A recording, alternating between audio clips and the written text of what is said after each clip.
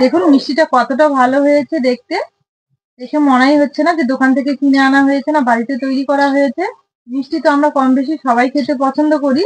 তো এই মিষ্টিটা একবার অন্তত তৈরি করে খেয়ে দেখবো। সাবুদানা দিয়েও যে এত সুন্দর মিষ্টি তৈরি করে নেওয়া যায়, আপনারা একবার না তৈরি করলে কিন্তু বিশ্বাসই করতে পারবেন না। এতটা ভালো হয় মিষ্টিগুলো। একদম রসালো নরম তুলতুলে মিষ্টি, দেখুন কতটা সুন্দর হয়েছে। আমি হাত দিয়ে দেখাচ্ছি আপনাদের, দেখুন কতটা নরম আর সফট হয়েছে স্পঞ্জি। আমি একটা কেটেও দেখাবো আপনাদের। এই মিষ্টিগুলো একবার বাড়িতে না তৈরি করলে কিন্তু আপনারা বিশ্বাসই করতে পারবেন না যে এতটা ভালো হয়। দেখুন কতটা সুন্দর হয়েছে, একদম নরম তুলতুলে আর জালি জালি স্পঞ্জি হয়েছে দেখুন। তাই আমার অনুরোধ রইলো এভাবে একবার মিষ্টি তৈরি করে খাওয়া। নমস্কার বন্ধুরা, আপনাদের সবাইকে অনেক অনেক স্বাগত জানাই কাজলি ভিলেজ ফুড রান্নাঘরে। তো আজকে আবারও নতুন একটা মিষ্টি রেসিপি নিয়ে চলে এসেছি। আজকে আমি খুব সহজভাবে নরম তুলতুলে একটা স্পঞ্জি মিষ্টি তৈরি করে দেখাবো। আর এই মিষ্টিটা তৈরি করব আমি সাবুদানা দিয়ে। তো সাবুদানা দিয়ে যে এত সুন্দর মিষ্টি তৈরি করে নেওয়া যায়, আপনারা একবার না তৈরি করলে কিন্তু বিশ্বাসই করতে পারবেন না। তো আজকের মিষ্টিটা আমি কিভাবে তৈরি করছি, প্লিজ আপনারা ভিডিওটা না টেনে শুরু থেকে শেষ পর্যন্ত দেখতে থাকুন যে মিষ্টিটা কিভাবে তৈরি করছি। আশা করছি আজকের রেসিপি দেখতে খুব ভালো লাগবে। তো দেখুন সাবুদানার মিষ্টি তৈরির জন্য এখানে আমি সাবুদানা নিয়েছি। এবার এই সাবুদানাটা একটা মিক্সি জারে গুঁড়িয়ে একটু গুঁড়ো করে নেব। তো দেখুন খুব সুন্দরভাবে আমি গুঁড়ো করে নিয়েছি। তো এবার আমি একটা বাটিতে ঢেলে নেব। একটু দানা দানা ভাব থাকবে, কোনো অসুবিধা নেই। আপনারা চাইলে এটা তেলেও নিতে পারেন। তো আমি তেলে নেব না। ধরিয়ে কড়াই বসিয়ে দিয়েছি। এখানে আমি হাফ লিটার দেশি গরুর দুধ ভালো করে জাল করে নেব। তো দুধ এবার আমি খুব ভালো করে একটু ফুটিয়ে নেব, একটু ঘন করে নেব। তো এখানে আমি কন্টিনিউ নেড়ে চেড়ে দুধটা একটু ঘন করে নিয়েছি। এবার আমি এখানে এই ছোট বাটির এক বাটির একটু কম নিয়েছি চালের গুঁড়ো। এবার দুধের মধ্যে চালের গুঁড়োটা দিয়ে দেব, অল্প করে দেবো আর এইভাবে নাড়বো।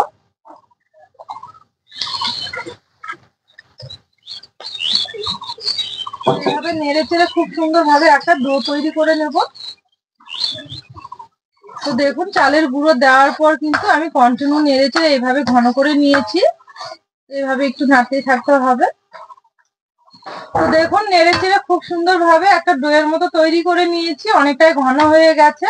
এবার নামিয়ে নেব। এই যে দেখুন ঠিক এইভাবে করে নিতে হবে।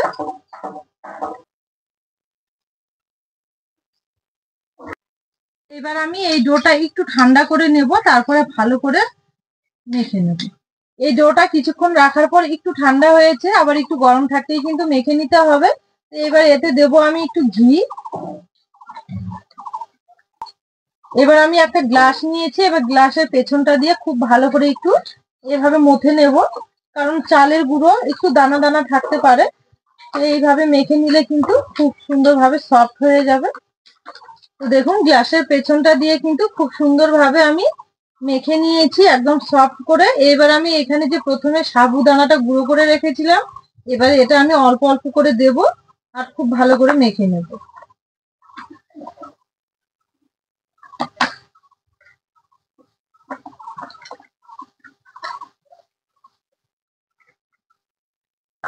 একবারে দেওয়ার দরকার নেই, অল্প অল্প করে দিতে হবে। আমি পুরোটাই দিয়ে দিয়েছি।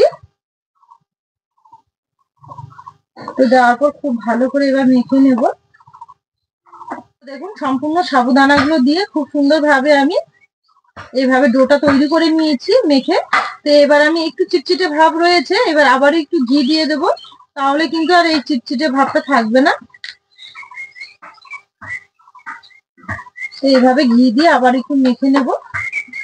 তো দেখুন একটু সময় নিয়ে আবারও ঘি দিয়ে খুব সুন্দর ভাবে আমি একদম সফট করে মেখে নিয়েছি এইভাবে। এবার আমি এখান থেকে ছোট করে লেচি কেটে নেব। এইভাবে লেচি কেটে নেব, নেওয়ার পর দুই হাত দিয়ে ভালো করে গোল করে নেব। তো আজকের মিষ্টিগুলো আমি লম্বা শেপে তৈরি করে নেব, তো তার জন্য একটু গোল করে তারপর লম্বা করে নেব। তো দেখুন গোল করে নেওয়ার পর এইভাবে একটু লম্বা করে নিয়েছি। তো আজকের মিষ্টিগুলো আমি এইভাবে তৈরি করে নেব লম্বা করে। এইভাবেই কিন্তু আমি সবগুলো তৈরি করে নেব। তো দেখুন দেখতে দেখতে আবার একটা তৈরি করে নিয়েছি একইভাবে।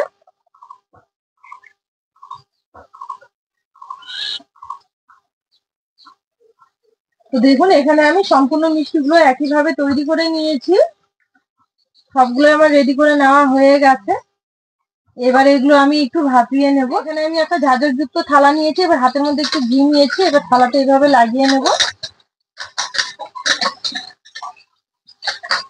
এভাবে লাগিয়ে নিয়েছি। এবার সম্পূর্ণ মিষ্টিগুলো আমি খুব সুন্দর করে এভাবে সাজিয়ে নেব।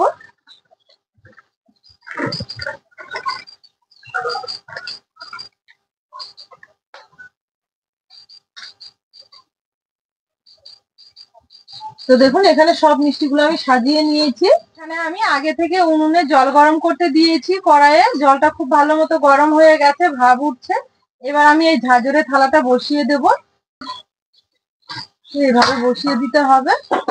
এবার আমি এটা ঢাকা দিয়ে 5 থেকে 7 মিনিট ভাপিয়ে নেব, তাহলে কিন্তু হয়ে যাবে। এটা আমি 7 মিনিটের মতো ভাপিয়ে নিয়েছি, হয়ে গেছে। এই যে দেখুন কত সুন্দর হয়েছে, একদম নরম তুলতুলে। দেখুন কতটা সুন্দর হয়েছে, একদম নরম তুলতুলে। এবার নামিয়ে নেব। তো এবার এগুলো একটু ঠান্ডা হতে থাক, আর ওইদিকে চিনির সিরাপটা তৈরি করে নেব। চিনির সিরাপ তৈরির জন্য এখানে আমি 1 বাটি চিনি নিয়েছি, এবার কড়াইয়ে দিয়ে দেব। আর দেবো এই বাটি মেপেই 2 বাটি জল। খুব সুন্দর ফ্লেভারের জন্য দেবো 2টো ছোট এলাচ। এবার নেড়ে চেড়ে খুব সুন্দর একটা পাতলা চিনির সিরাপ তৈরি করে নেব। চিনিটা গলে গেছে, এবার কয়েকটা আমি কেশর দিয়ে দেব। খুব বেশি দেওয়ার দরকার নেই, 3 থেকে 4টে দিলেই কিন্তু হয়ে যাবে। হাতের কাছে না থাকলে কিন্তু দেওয়ার দরকার নেই, কোনো অসুবিধা নেই। আবার একটু নেড়ে চেড়ে ফুটিয়ে নেব। তো দেখুন চিনি গলে যাওয়ার পর একটু কেশরের দানা দিয়ে আমি খুব সুন্দর করে আবারও ফুটিয়ে নিয়েছি, হয়ে গেছে। এবার ঢেলে নেব। এই চিনির সিরাপটা কিন্তু খুব একটা মোটা করার দরকার নেই।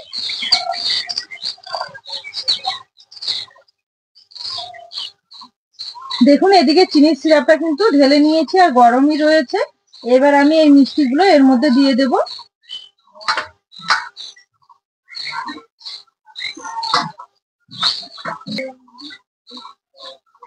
তো সব মিষ্টিগুলোই আমি কিন্তু চিনির সিরাপের মধ্যে দিয়ে দেবো এইভাবে।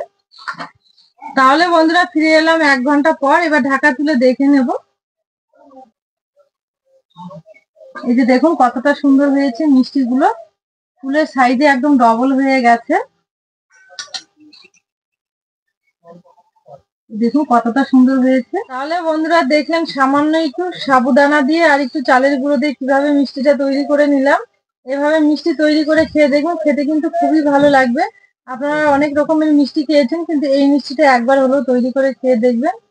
আশা করি খুব ভালো লাগবে। আর আমার এই রেসিপি গুলো যদি আপনাদের ভালো লেগে থাকে, তাহলে আমার চ্যানেলটি একবার অবশ্যই সাবস্ক্রাইব, লাইক, শেয়ার করবেন। আর পাশে থাকা বেল আইকনটি ক্লিক করবেন সবার আগে নোটিফিকেশন গুলো পাওয়ার জন্য। আর ফেসবুক পেজ থেকে দেখলে পেজটা একবার ফলো করবেন। আজকে রেসিপিটা এখানেই শেষ করলাম। সবাই খুব ভালো থাকবেন, আবার দেখা হবে নতুন রেসিপি নিয়ে।